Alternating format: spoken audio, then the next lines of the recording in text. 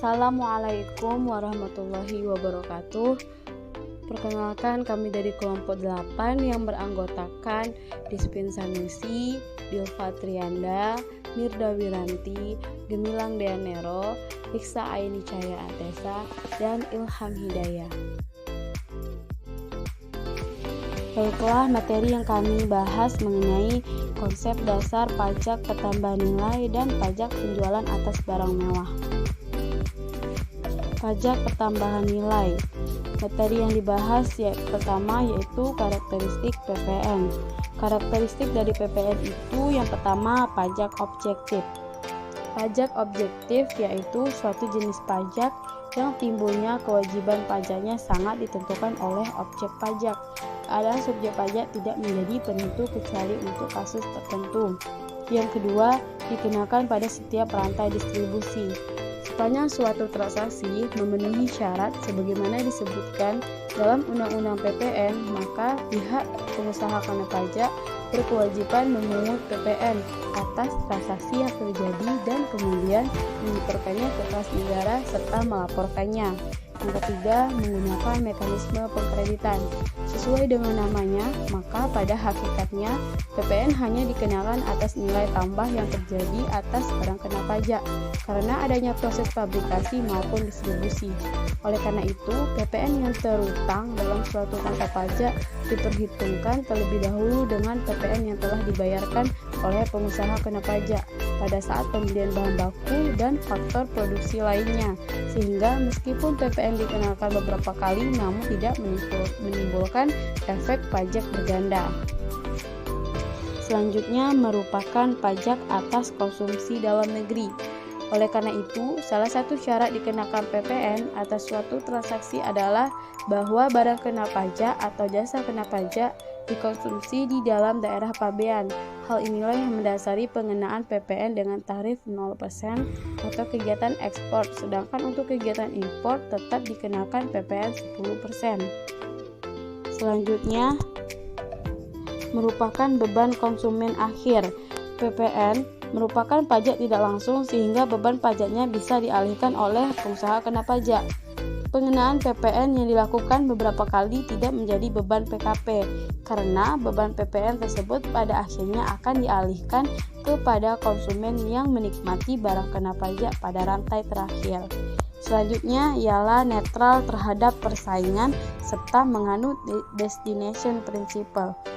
Untuk menentukan suatu transaksi dikenakan PPN atau tidak, terlebih dahulu harus dilihat di negara mana pihak konsumen berada. Apabila konsumen berada di luar negeri, maka transaksi tersebut tidak dikenakan PPN, karena PPN adalah pajak atas konsumsi dalam negeri. Materi selanjutnya ialah objek dari PPN. Objek dari PPN itu meliputi penyerahan barang kena pajak dan jasa kena pajak di dalam daerah pabean yang dilakukan oleh pengusaha.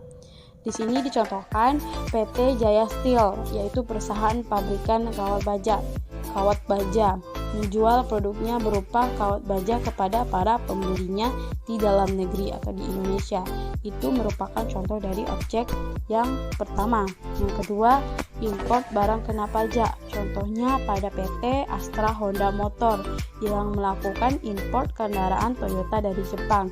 Selanjutnya, pemanfaatan BKP tidak berwujud dan JKP dari luar daerah pabean di dalam daerah pabean. Selanjutnya, ekspor BKP berwujud atau tidak berwujud dan ekspor jasa kena pajak oleh pengusaha kena pajak atau PKP. Barang kena pajak atau disingkat BKP merupakan barang berwujud yang menurut sifat atau hukumnya dapat berupa barang bergerak atau barang tidak bergerak, dan barang tidak berwujud yang dikenakan pajak berdasarkan Undang-Undang PPN. Pada prinsipnya, seluruh barang merupakan barang kena pajak, kecuali ditetapkan sebagai barang yang tidak dikenai PPN. Jasa kena pajak.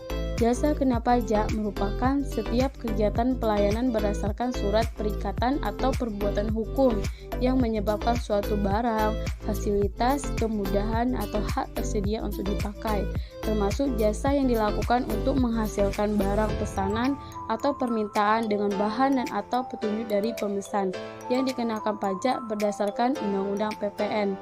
Pada prinsipnya, seluruh jasa merupakan jasa kena pajak, kecuali ditetapkan sebagai jasa yang tidak dikenai PPN. Subjek dari PPN ialah pengusaha kena pajak, baik orang pribadi maupun badan yang melakukan penyerahan barang kena pajak dan atau jasa kena pajak, serta yang dikenakan pajak berdasarkan Undang-Undang PPN. Daerah pabean. Daerah pabean ialah batas-batas tertentu di pelabuhan laut, bandar udara, atau tempat lain yang ditetapkan untuk lalu lintas barang yang sepenuhnya berada di bawah pengawasan Direktorat Jenderal Bea dan Cukai, atau pengertian lain menjelaskan kawasan pabean wilayah Republik Indonesia yang meliputi wilayah darat, perairan, dan ruang udara di atasnya, serta tempat-tempat tertentu di zona ekonomi eksklusif, dan landas kontinen yang di dalamnya berlaku undang-undang yang mengatur mengenai kepabeanan. Kawasan berikat.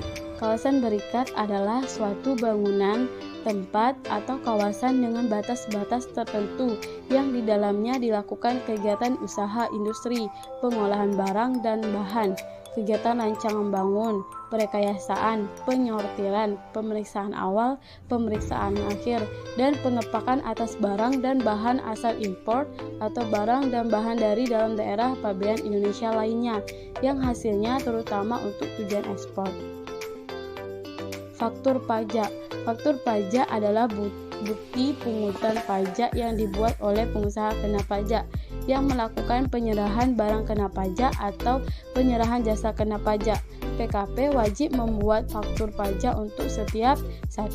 Penyerahan barang kena pajak, 2. Penyerahan jasa kena pajak, 3. Ekspor dari barang kena pajak tidak berwujud, dan ekspor jasa kena pajak. Dasar pengenaan PPN ialah harga jual, penggantian, nilai impor, nilai ekspor, dan nilai lainnya. Perhitungan PPN. Bagaimana sih menghitung PPN? PPN dihitung dengan formulasi sebagai berikut. PPN sama dengan tarif dikalikan dasar penggunaan pajak. Tarif PPN. Tarif PPN sebagai berikut. Tarif PPN adalah 10%. Tarif PPN sebesar 10% diterapkan atas ekspor barang kena pajak berwujud, ekspor barang kena pajak tidak berwujud, dan ekspor jasa kena pajak. Pajak penjualan atas barang mewah. Berdasarkan undang-undang yang berlaku di Indonesia, pajak penjualan atas barang mewah atau PPNBM merupakan pajak yang dikenakan pada barang yang tergolong mewah yang dilakukan oleh produsen atau pengusaha untuk menghasilkan atau mengimpor barang tersebut dalam kegiatan usaha atau pekerjaannya. Prinsip pemungutan PPNBM ialah hanya satu kali saja, yaitu pada saat penyerahan oleh pabrikan atau produsen barang kena pajak yang tergolong mewah atau impor barang kena pajak yang tergolong mewah. Pemungutan PPNBM sama sekali tidak memperhatikan siapa yang mengimpor ataupun seberapa sering produsen atau pengusaha melakukan impor tersebut, lebih dari sekali atau hanya sekali saja. Menurut Pasal 8 Undang-Undang Nomor 42 Tahun 2009, tarif pajak penjualan atas barang mewah ditetapkan paling rendah 10% dan paling tinggi sebesar 200%. Jika pengusaha melakukan ekspor barang kena pajak yang tergolong mewah, maka akan dikenakan pajak dengan tarif sebesar 0%. Perhitungan dan pelaporan PPNBM dihitung dengan cara mengalihkan persentase tarif PPNBM dengan nilai dasar pengenaan pajak atau harga barang sebelum dikenakan pajak, termasuk PPN. Sedangkan untuk membuat laporan PPNBM harus menggunakan formulir SPT masa PPN 1111. Selama masih berada dalam satu periode pajak yang sama, PPNBM tersebut dapat dilaporkan bersama dengan PPN dan PPN impor. Pelaporan PPNBM harus segera dilakukan paling lama pada akhir bulan berikutnya setelah tanggal faktur dibuat. Berikut beberapa pertimbangan mengapa PPNBM sangatlah penting untuk diterapkan. Yang pertama, agar tercipta keseimbangan pembebanan pajak antara konsumen yang berpenghasilan rendah dan konsumen yang berpenghasilan tinggi. Selanjutnya, untuk mengendalikan pola konsumsi atas barang kena pajak yang tergolong mewah. Selanjutnya, perlindungan terhadap produsen kecil atau tradisional. Selanjutnya, mengamankan penerimaan negara.